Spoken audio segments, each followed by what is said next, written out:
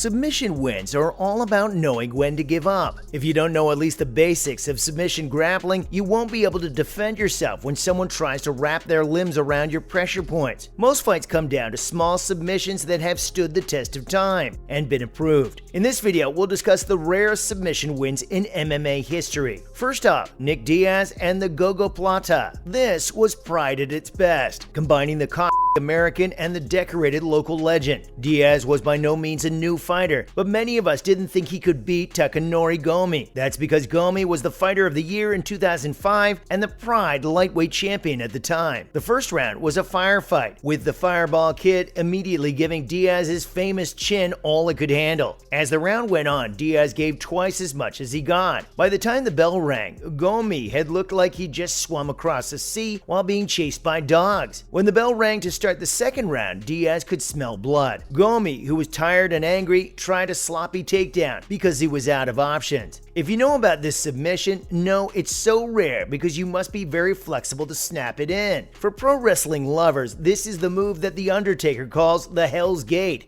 But Diaz's sharp BJJ made it look as natural as a young lion hunting a gazelle. Years later, Nick's younger brother Nate, who'd beaten McGregor, put Gomi to sleep with an armbar. Up next, Pat Curran's Peruvian necktie. This is one of the hardest submissions to do in MMA, so you don't see it very often. You need a little luck to get into the best position before your opponents figure out what you were trying to do. The Peruvian necktie works really well, even though it's hard to get. Once locked in, 99% of the fighters would tap, no matter how good they were at BJJ. Most of the time, MMA fighters start with a headlock. Pat was one of the few fighters in MMA who could pull it off. At Bellator 46, he did it against Luis Palomino, and it looked great. At UFC Fight Night 14, CB Dollaway used this move against Jesse Taylor to earn submission of the night, which was a well-deserved honor. This is one of those submissions that need luck and a good plan. The hard part's getting your opponent in a place where you can make this move. Then it seems you trick them into thinking they're safe before you lock in the Super Strangle, followed by the Korean Zombie's Twister. Most of us know Chang Sun-jung because he's good at stand-up comedy, but we shouldn't forget that he's very good at BJJ. If you want an example, look no further than his first fight in the UFC. Jung did the first ever Twister inside the UFC octagon at UFC Fight Night 24. This was a great moment because Twisters don't happen very often. It is one of those kinds of submissions that is hard to set up and hurts a lot. Come on, Chan was literally turning Garcia's spine. Like most rare submissions, 90% of the battles getting in the right place to do the job. But Jung Chan-sun made it look easy. We can't forget that Garcia wasn't trying to get in trouble that night. Moving on to the Nick Pace choke. This one could go on in lists of weird MMA finishes in the future. Nick's move to finish Will Campuzano at the end of UFC Tough 12 was among the strongest in MMA history. No one knows what this move was even now. A lot of people think it looks like a choke from a pillory, but no matter what, this type was named for Nick. Nick says that he just threw things together and made it up on the spot, which makes it even stranger. We've never seen any other fighter try or pull off this move, which makes sense. This submission's hard to understand because of the way it moves. You can't be sure you'll do it right. Well, what do you have to lose anyway, right? When you were in a hurry to submit a guy or girl, a submission that's too hard to understand is useless. Lucky for us, people sometimes take risks that pay off. Next, Charles Oliveira's calf slicer. This is one of the best examples you will ever see of a perfectly placed calf slicer submission. Thinking about all the ways this submission could go wrong makes my stomach turn. Let's face it, this one hurts a lot, and you can tell by looking at Eric's face. This scary move is also called calf crusher because it is extremely painful to press the calf muscle against the shin bone, but it rarely causes serious injuries because the fighters always tap out before the damage is done. There's just too much pain. When a fighter screams in pain from a leg lock like heel rock, the damage has already been done. To pull off this high-level move, you need to be in the right place, like many of the others on this list. You'll miss the chance if you're not programmed to go for it. Not to mention Ben Saunders' omoplata. Omoplata is a complicated submission move, which is why you don't see it used that often in MMA. Instead, they will always try to get a triangle or armbar. But once you're completely locked in, there's no way out of omoplata. In MMA, only a few fighters have been able able to get the tap. Ben Saunders was one of these fighters, and his omoplata was pure BJJ gold. At first, it looked like he was going for the usual triangle choke, but as soon as Chris started to defend, he quickly switched to omoplata. The move's harder to do than the triangle choke, which can be locked in from the same starting position. Let's learn more about Ovin San Pro and the Von Clue choke. This move has helped the well-known OSP win in the UFC cage 4 times. OSP is just a brown belt in BJJ, but most of us know him for his insane KO power. But in the last few years, he's using his grappling skills more and more. Yushin Okami and Nikita Krylov were 2 well-known people who died because of OSP's Von Flue choke. Jason Von Flue, who used to fight in mixed martial arts, came up with this move. He first used it to defeat Alex Karalexis in Tough Season 3, and it quickly became very popular. It looks like it isn't as easy to use as it's made out to be. Most fighters use it to stop guillotine chokes from side control, and it usually lets you surprise your opponent. Coming up, Alexei Oleinik and the Ezekiel choke. Alexei's the only fighter who has ever won a UFC match with Ezekiel choke, which he has done twice. Alexei's a real BJJ and Jiu-Jitsu black belt, so this wasn't too much of a surprise. And during his career, he tapped almost 50 people. This type of choke comes from judo and can be done with or without a gi. No gi's hard to get because fighters can't choke their opponents out by grabbing their sleeves. This is the main reason why MMA fighters don't use it more. Next up, Anderson Silva and the flying scissor heel hook. Anderson Silva is considered by many to be the best MMA fighter of all time. To beat him, you have to do a hell of a submission, and that's exactly what happened in 2004 at Pride. When Ryo Shonen put Silva in the unusual flying scissor heel hook, he caused a huge upset. In fact, he was the only person in MMA history to make this move. We can't even think of anyone who has tried to do it in the last few years. Judo's where the flying scissor heel hook comes from. It's a more advanced version of the normal heel hook. As the name suggests, the submission must be caught in midair. This is very dangerous because your whole body weight is on it, which can easily tear the ACL or ankle. More people should use it if anything. It made the world's best fighter fall to his knees, or back if you want to get technical. It needs to make sense. Not to mention the hammerlock, scissor choke, and the banana split. The hammerlock's omoplata's angry cousin. This move became famous when Shinya Aoki used it to break a man's arm in 2. MMA fans who know what they're doing have probably seen this before. For this submission, you need to have killer thighs and hate necks. The scissor choke's a submission move with a simple goal: choke your opponent to death with your legs. That doesn't sound easy at all. There's a little bit more to it than that, but you get the idea. The banana split's a weird and evil submission that attacks a person's groin muscles. Just look at how Vinny Magalhaes does it around the 3-minute 50-second mark. Daniel Gracie taps his foot pretty fast. Why do you ask? Because a man's groin isn't a place to mess with. It's just basic science. To be honest, we can't think of a single reason why this wouldn't be used. If you mess with a man's business, he'll tap. Some things are just not worth having to deal with. Finally, Tobi Imada and the inverted triangle. This is my favorite, and we can all agree that MMA needs more inverted triangles. Like, come on, they're very rare and look great. Most MMA fans think Tobi's submission victory over Jorge Masvidal is the best in the sport's history, and it's hard to disagree with that. Watching the whole fight and seeing that Tobi got beat up pretty badly for 2 rounds makes the whole thing even more interesting. Masvidal dominated him for the first 2 rounds and was clearly winning the fight until he got caught. But Tobi was able to keep his cool and come up with this great submission. And don't forget that he locked it while they were standing, which makes this submission even harder. And on that note, that's a wrap for this video. Which of these submission moves was the wildest to watch? Let us know in the comments below. Make sure to give this video a thumbs up and subscribe to our channel for more videos like this. See you in the next one.